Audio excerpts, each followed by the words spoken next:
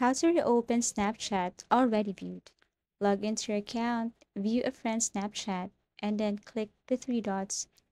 Tap Send Snap, and to continue, click this blue arrow here. So in order to view a Snapchat that already viewed, all you have to do is to send the Snapchat to your other account, or you can send this to your main account. So all you have to do is to tap the blue arrow and then send to your account or your best friend's account or someone's account. Then once it is sent, you can probably see or view the Snapchat again and again.